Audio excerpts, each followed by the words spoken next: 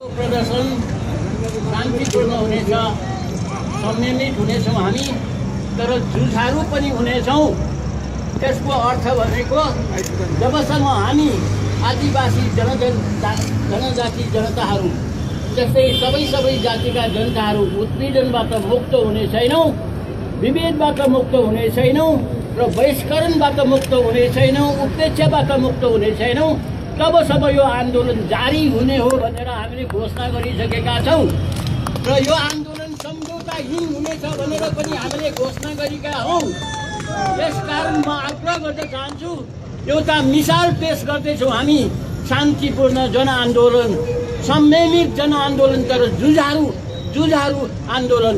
त्यसकारण त्यसमा सहभागी हुनुभएका सबै साथीहरू, सबै बन्धुहरूमा यो आग्रह गर्न चाहन्छु कि नेपालका बहुसङ्ख्यक जनताहरू आज पनि उत्पीडनमा छन्, आज पनि शोषित छन्, पीडित छन्, उपेक्षित छन्, उनीहरू विभेदमा छन्। त्यसकारण ती सबै जनताको मुक्तिको लागि यो आन्दोलनको पहिलो दिन हो, सडकको आन्दोलनको पहिलो दिन हो।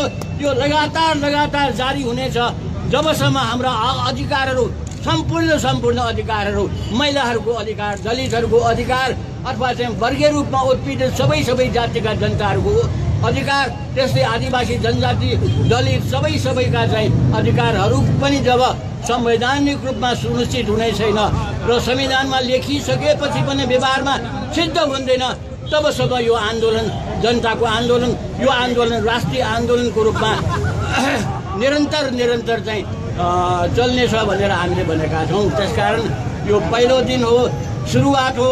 हामी देशव्यापी रूपमा आन्दोलन उठाउन खोजिरहेछौँ, प्रयासहरू हुँदैछ। जिल्लामा साथीहरू सङ्गठित हुनुभएको छ।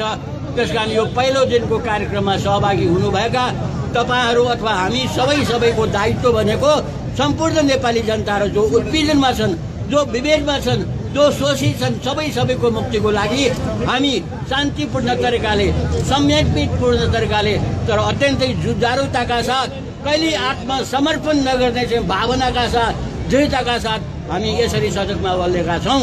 त्यसकारण यो पहिलो सडकको कार्यक्रम हो हाम्रो। हामी यो कार्यक्रमको माध्यमबाटै पनि संविधान सभाको ध्यान आकृष्ट गर्न चाहन्छौँ, राज्यको ध्यान आकृष्ट गर्न चाहन्छौँ, अथवा राजनीतिक पार्टीहरू सबैको ध्यान आकृष्ट गर्न चाहन्छौँ। त्यस्तै राष्ट्रिय मात्र होइन, अन्तर्राष्ट्रिय जगतको पनि हामी ध्यान आकृष्ट गर्न चाहन्छौँ कि नेपालका बहुसङ्ख्यक जनताहरू आज पनि उत्पीडनमा छन्, आज पनि विभेदमा छन्, आज पनि उपेक्षित छन्। उनीहरू मानव अधिकारको कुरा गर्दैछन्, उनीहरू लोकतन्त्रको कुरा गर्दैछन्, उनीहरू राष्ट्रिय एकताको कुरा गर्दैछन्, राष्ट्रिय स्वाधीनताको कुरा गर्दैछन् भनेर हामी सम्पूर्ण विश्वको, सम्पूर्ण राष्ट्रको ध्यान आकृष्ट गर्न खोजिरहेछौँ र यो एउटा माध्यम हो। पहिलो चरणमा हामी चाहिँ ध्यान आकृष्ट गर्न चाहन्छौँ। पहिलो चरणमा हामी आफ्ना कुराहरू स्पष्ट पार्न चाहन्छौँ। अन्तर्क्रियाहरू गर्नेछौँ, सेमिनार गर्नेछौँ, जिल्ला गाउँसम्म गएर, बस्तीसम्म गएर हाम्रा कुराहरू राख्नेछौँ, छलफल गर्नेछौँ जनतासँग। त्यसकारण यो संविधान सभा भनेको हामीले भन्दै आएको, नेपालका सार्वभौम जनताले आफ्नो देशको संविधान आफै बनाउने सिद्धान्त अनुसार यो जनयुद्धको बलमा, जनआन्दोलनको बलमा चाहिँ आएको संविधान सभा हो। यो संविधान सभाबाट लेखिने संविधान सबै नेपाली जनताको हाम्रो हुनुपर्दछ, राम्रो हुनुपर्दछ, हाम्रो सबैको साझा हुनुपर्दछ, सबैको मुक्ति, सबैको चाहिँ स्वतन्त्रता सबै सुनिश्चित हुनुपर्दछ र व्यवहारमै हुनुपर्दछ भन्ने हाम्रो आन्दोलनको मुख्य उद्देश्य हो। त्यसकारण यो आजको सुरुका दिनमा सहभागी हुनुभएका साथीहरू, हामी सबैको जिम्मेदारी भनेको आन्दोलन उठाउने, आन्दोलनको माध्यमबाट शक्ति निर्माण गर्ने। आज तपाईँलाई थाहा छ हामी बहुसङ्ख्यामा छौँ, आदिवासी जनजातिहरू 35% 40%का जनसङ्ख्या छौँ हामी, तर हामी सबैभन्दा उपेक्षित। संविधान सभामा पनि हाम्रो बोली हुँदैन, बाहिर पनि हाम्रो बोली सुनिँदैन। त्यसकारण यो आन्दोलनको माध्यमबाट हामी एउटा जनशक्ति निर्माण गर्दैछौँ, एउटा राजनीतिक शक्ति निर्माण गर्दैछौँ, ताकि हाम्रा कुराहरू पनि सुनोस्, ताकि हाम्रा कुराहरू पनि संविधानमा लेखियोस्। हामी चाहिँ पहिचानका कुरा गरिरहेका छौँ, जातीय पहिचान। हामी स्पष्टताका साथ यो देश भनेको जातिहरूको देश हो, यो देश भनेको संसारलाई थाहा छ, विविधताको देश, जातीय विविधता, भाषिक विविधता, धार्मिक विविधता, सांस्कृतिक विविधता भएको देशमा कुनै एउटा जाति विशेषको हैकम, कुनै एउटा जाति विशेषको शासन, कुनै एउटा जाति विशेषको उत्पीडन सही हुनै सक्दैन। न लोकतन्त्रको सिद्धान्तले न मानवाधिकारको सिद्धान्तले यो स्वीकार्य हुन सक्दछ। त्यसकारण त्यस्ता कुराहरूको चाहिँ खिलाफमा हामी आन्दोलित हुन खोजिरहेछौँ। त्यसकारण म तपाईँहरू सबैमा फेरि पनि आग्रह गर्न चाहन्छु, हाम्रो यो पहिलो चरणको कार्यक्रमको अन्तिम यो कार्यक्रम हो, सडकमा आइपुगेका छौँ। अब भोलि पर्सि नेपर्सि हुँदै हुँदै हुँदै हामी त्यो स्थितिमा पुग्न चाहन्छौँ कि हाम्रो पनि एउटा राजनीतिक शक्ति निर्माण हुनेछ, जनताको एउटा शक्ति निर्माण हुनेछ। वैचारिक रूपमा सैद्धान्तिक रूपमा हामी यस्तो शक्ति निर्माण गर्दछौँ कि हामी पनि निर्णायक हुनेछौँ। संविधान बनाउने मामिलामा हामी पनि निर्णायक हुन खोज्छौँ।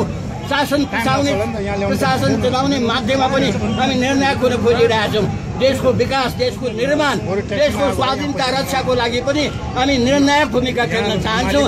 हिजोसम्म हामीलाई खेल्न दिएको थिएन। हामीलाई उपेक्षामा राख्यो, उत्पीडनमा राख्यो।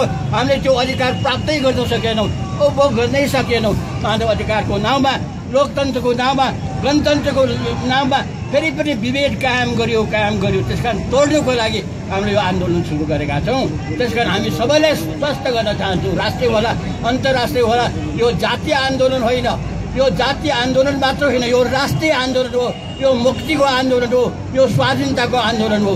त्यसकारण हामी स्पष्ट हुन खोजिरहेछौँ र अरूलाई पनि यो कुरा बुझिदिन हामी चाहिँ पटक आग्रह गरिरहेछौँ। र अब यो जुलुस शान्तिपूर्ण तरिकाले आफ्नो निर्धारित ठाउँमा पुग्नेछ, संयमित प्रकारले हामी पुग्नेछौँ।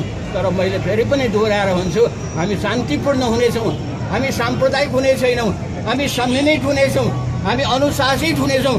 तर हामी के हुन्छौँ भन्दाखेरि हामी जुझारु हुनेछौँ। हामीले चाहिँ टाउको झुकाउने छैनौँ, हामीले आत्मसमर्पण गर्ने छैनौँ, कहिल्यै लागू नहुने सम्झौतामा हामी सही गर्नेवाला छैनौँ। यति भन्दै म यो शान्तिपूर्ण प्रदर्शन सफलताको कामना गर्दछु। तपाईँहरूको सहभागितामा सफल हुने हो। हस्, धन्यवाद।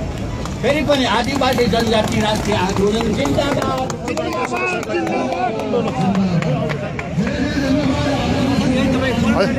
ए म लिएर आउँछु। आइबी दाइ चाहिँ भेटिएन सर? ए हस्, म यो फोटो खिचेर